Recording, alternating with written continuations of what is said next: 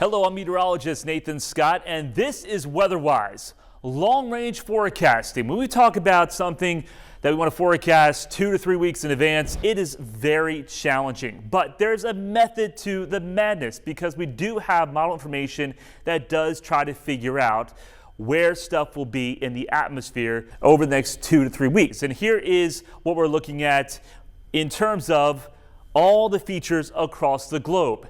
And looking at where these individual highs and lows or ridges and troughs are located is what we call teleconnections. And those teleconnections can reveal weather patterns that may tell us down the road whether it's going to be well above average or well below average. There's a lot of lines here on the map, but what you just need to know is we're looking at where these lines dip and where those lines go up higher in latitude towards the poles. And these are known as troughs and ridges. We always talk about that when we deal with the jet stream.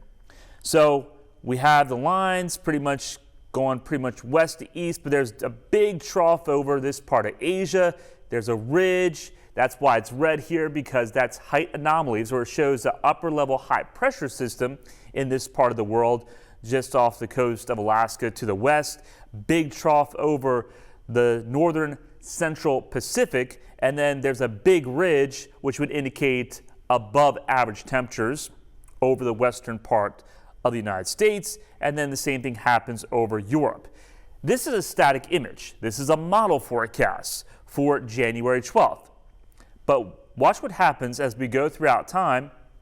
Now we're going to the 13th, and we're going into the 14th, and you notice how those waves are moving west to east, because that's how the weather typically goes in this part of the northern hemisphere, which includes a large chunk of the United States.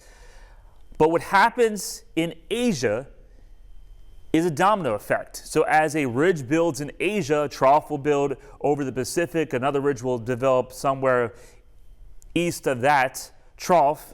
Whether it's going to be over central Alaska or maybe it will be over western Canada will determine on the cold air making its way in here from the poles, how far south it will dive down into the United States and exactly where it will dive down in the United States. So we can go over to max now, Perry, because we are looking at the temperatures right now according to January 12th, this is 1:45 when this was recorded, and these are air temperatures. So you can see the cold air in the purple zone.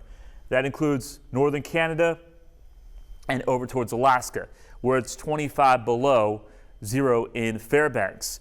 Warmer air, though, over Alberta, Saskatchewan, British Columbia, the southern half of Manitoba, and this is certainly above average for this time of year, but this cold air, it's going to make its way back down to the south because the jet stream is going to change. Because we're looking at those ridges and troughs, those orientations are going to change. So we look at the orientation of ridges and troughs using what's known as oscillations. An oscillation example is La Nina or El Nino. It's known as the El Nino Southern Oscillation, but that is for the sea surface temperatures. We look at the position of ridges and troughs and where they're forecasted to be will give you different types of oscillations. So this one is known as the Eastern Pacific Oscillation, very important when it comes to forecasting the cold air, the Arctic air, making its way down into the lower 48.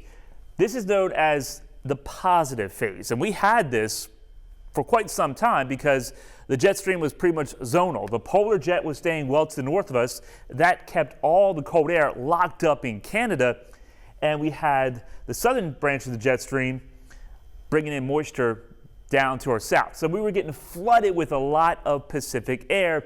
That's why the temperatures were unseasonably warm for a large part of the country when you have a positive phase of the Eastern Pacific Oscillation. But in turn, when you go from the positive phase to the negative phase, look what happens. The jet stream takes a dive down into the eastern half of the country, and the warm air retreats over into the western parts of the United States. Big ridge develops over Alaska, and this ridge developing over this part of the world allows and forces the jet stream to dive its way down to the south. So it's always opposites of what happened with one end of the continent versus the other one, usually. So when you have Alaska, that's very warm or unseasonably warm for this time of year, you usually have the cold air bleeding its way into the eastern half of the country. That's just one oscillation we look at, and I'm going to show you just a little bit later on how model forecasts can predict on if we have a negative phase or a positive phase according to different types of oscillations, or what's known as teleconnections. Another one we look at is Pacific North American oscillation. So here is the storm track, or the southern branch of the jet stream, where you have low pressures coming from Hawaii, make their way through California, and then over into the mid-south or the lower Mississippi Valley, and then over towards the mid-Atlantic. When you have a low pressure system like this, you're going to get warm air. This is not a wintry solution here for us here in Arkansas, but that can also change.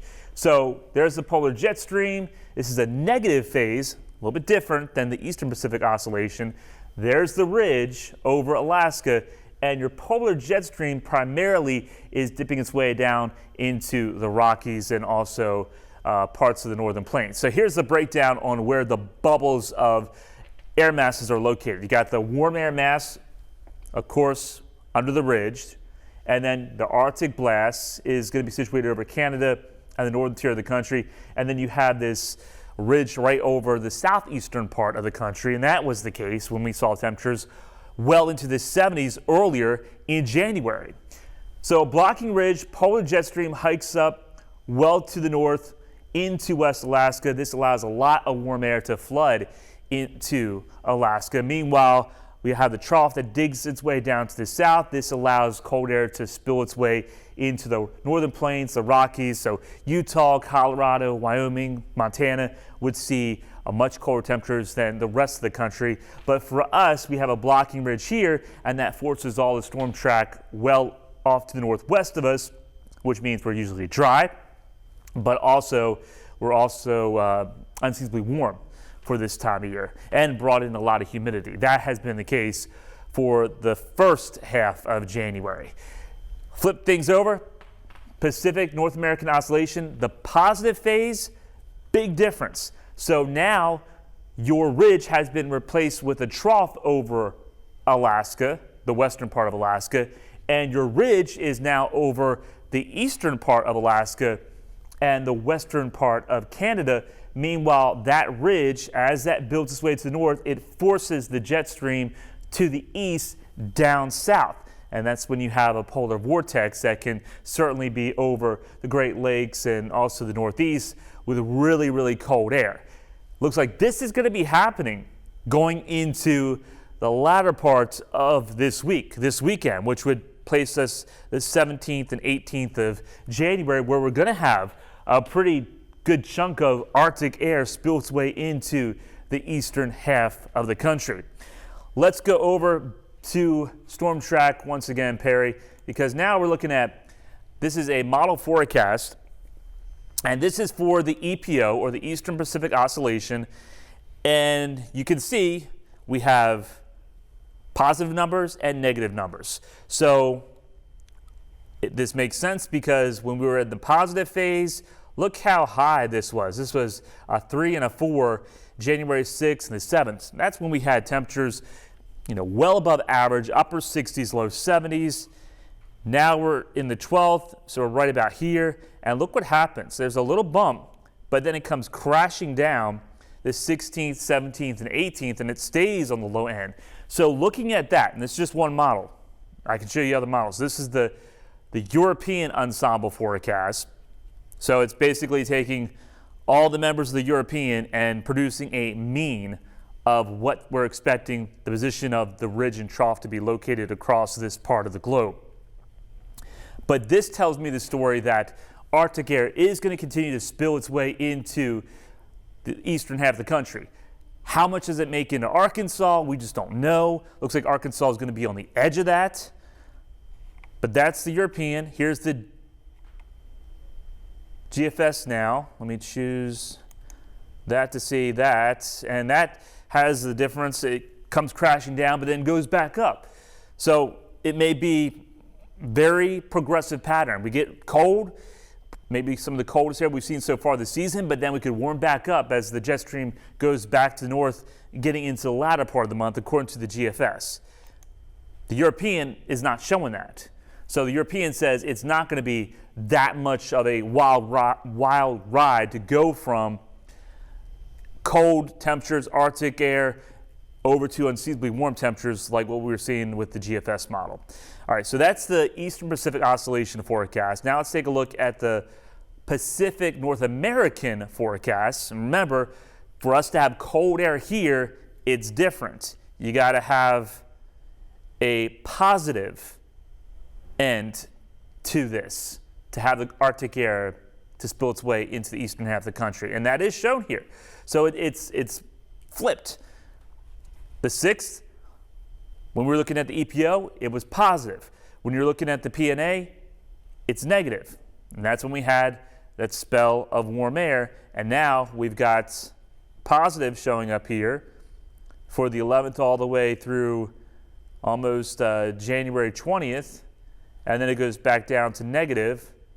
So this tells me that we probably could have another mild spell trying to make its way back in here later in the month before maybe we'll start to shift. That's one model. You look at GFS, and there's different types of models here. Like, there's a lot of information we look at, but we typically look at the European model and the GFS model. So that is just one way of determining forecasting 2 to 3 weeks in advance. Yes, it is possible. We can't say, oh, there's going to be snow 2 to 3 weeks in advance. That's just no way to say that whatsoever. Other oscillations that we'll talk about in future episodes of Weatherwise will be the Madden-Julian oscillation. That plays a big factor as well. And there's also some other oscillations that I can get into. But right now, I think it's enough in depth with that type of topic. We're going to switch gears here. We're going to talk about some statistics for January here in Arkansas and Little Rock coming up next.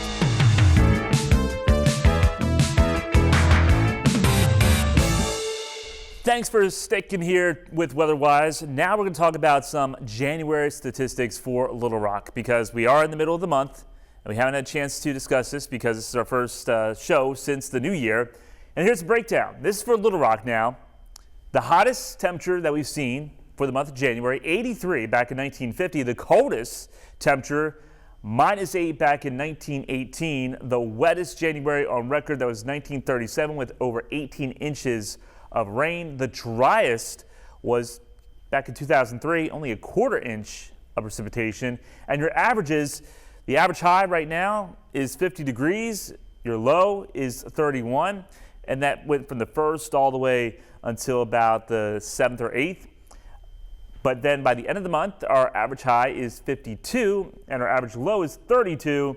And look at your sunrise and sunset, because the beginning of the month featured a sunrise of 7:16, sunset 9 minutes after 5 o'clock. And by the end of the month, our sunrise will be happening at 8 minutes after 7 o'clock and your sunset 5:37. So we'll gain at Little Rock around 37 minutes of daylight as we're adding about 1 minute of daylight per day. Let's talk about snow. Yes, it does snow here during the month of January.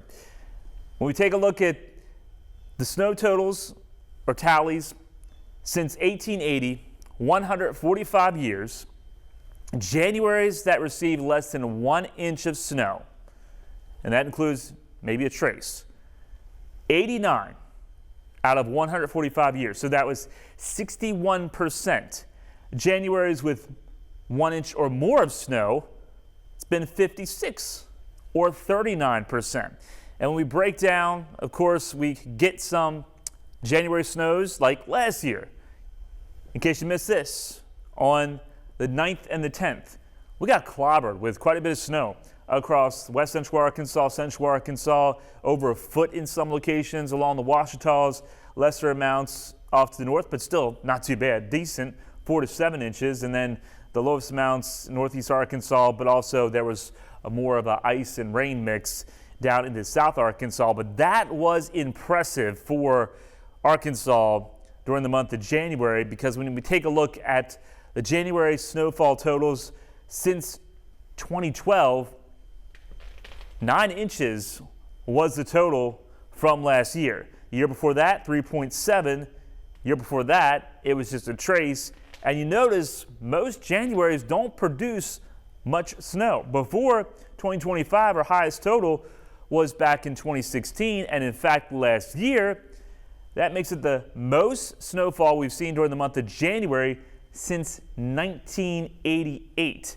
And the snowiest January is on record because last year it was number 8, but number 1 spot goes to 1918 with 20 inches of snow. 1988, you might remember that one. That was 13.6 inches of snow. 1893, 13. 1966, 12 inches of snow. 1960, 11.6 inches of snow. 1978, 10 inches of snow. When you have snow on the ground, you're going to get the result of a lot of nights dropping at freezing or below freezing, of course. And here's the breakdown of that since 2012. Yes, it's typical. You need that cold air at night so things go dormant, especially if you have spring bulbs.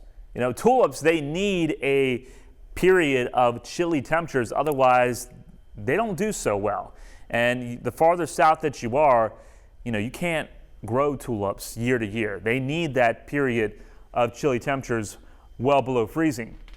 But last year, because of all the snow we saw, 24 nights were below freezing. We've only had 2 so far this month. So big difference in this month compared to last month. It looks like the most that we've seen since last year, you have to go back to 2014, where it was 25 nights. The most on record, 1918 and 1986 with 28. And back in 1880, there was only 1 night that dropped to freezing.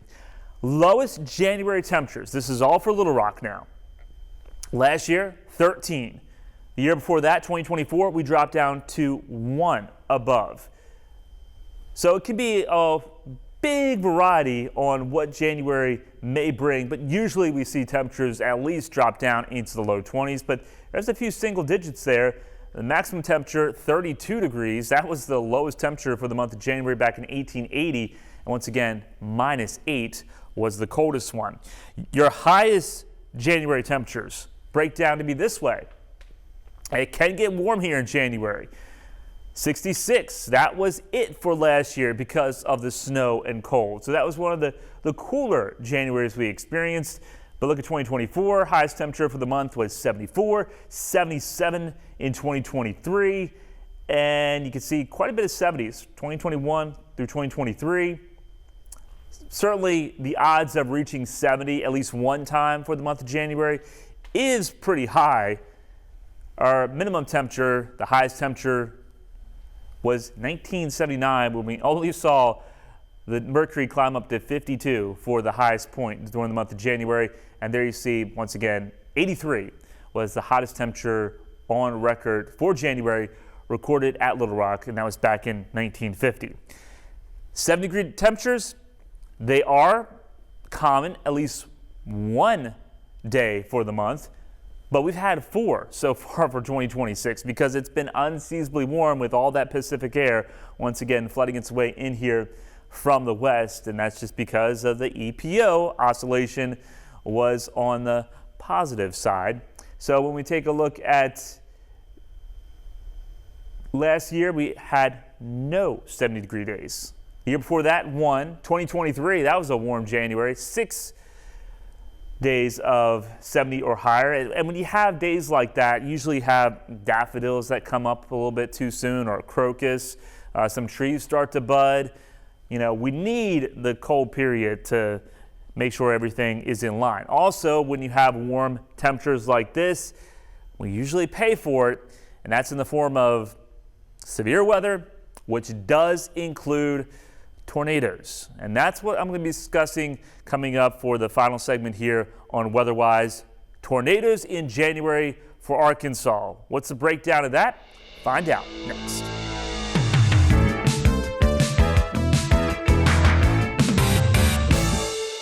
We get tornadoes here during January in Arkansas. It's inevitable. We do have tornadoes here in the winter season, whether it happens in January or holds off in February. Maybe it waits until March or April. Here's the breakdown since 2000. You see, by far, our first tornado usually happens during the month of January, followed by the month of March. But we get tornadoes in February, and the first Arkansas tornado, we've only had 3 that have held off until April. Now, whenever this tornado does happen, it doesn't give you a sign of what the season could be like, because you look at this, and the first tornado that happened in 2014, which was, this month that produced the nasty big-time Bologna tornado, that happened in April. So even though we were pretty much in good shape January, February, March with no tornadoes, April came along and the story just changed entirely. When we take a look at the breakdown of tornadoes by month, this is the average now according to the Storm Prediction Center. It's usually 2 in January and February for the entire state. And then you see it really jumps up to 9 for April and May. So first severe weather season, technically it's already started, but the peak of that season happens March, April, May, and then it really drops off in June because we usually have a ridge of high pressure that builds over us. And with that ridge of high pressure, it's just typically hot and humid. All the storm tracks stay well to the north of us. And that continues to be the case for June, July, August. Yes, it only says 1, but if we have a tropical system or a hurricane that moves in, that can certainly bring in a better chance of tornadoes coming from a dying tropical system, has a lot of spin in the atmosphere. And then our second severe weather season, of course, happens going into the fall. So we'll just focus on January because you're thinking, well, it's usually cold in January. No, we have wild weather. I've seen it go from 20s and 30s one week to 70s and 80s the next, and then you have severe weather. I've seen it go from snow and ice one day to tornadoes the next. So if you're not from Arkansas, you just always have to be prepared for changing weather. I pulled this from the Midwestern Regional Climate Center, and this is part of Purdue University research. But this shows all the paths of the January tornadoes broken down for a time frame. The photo on the left shows the tornado count from 1950 until 1998.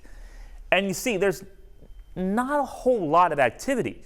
But you go from 1950 to 2024, and it changes significantly. And the reason for that is our worst tornado outbreak to ever happen in Arkansas happened in January 1999, January 21st through the 22nd.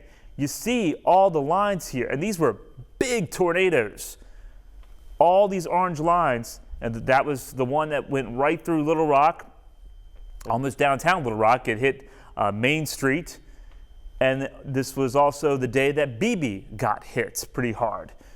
But you see all the tracks here compared to what we were looking at 1950 to 1998. So before it was like, oh, January is not that bad. It usually doesn't produce big tornadoes, strong tornadoes, and then things changed when 1999 came around.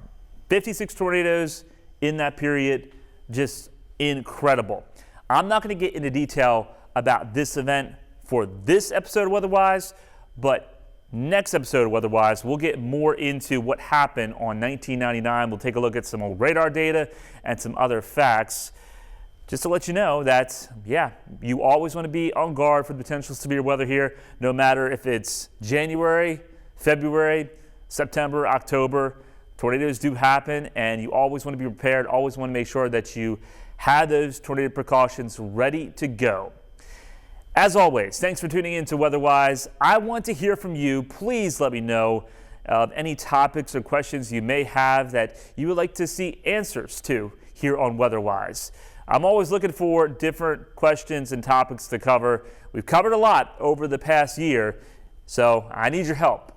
You can always send those ideas to me on email at nscott@thv11.com, or you can go ahead and just message me on my Facebook page. Until next time, have a great day, and I'll see you soon here on WeatherWise.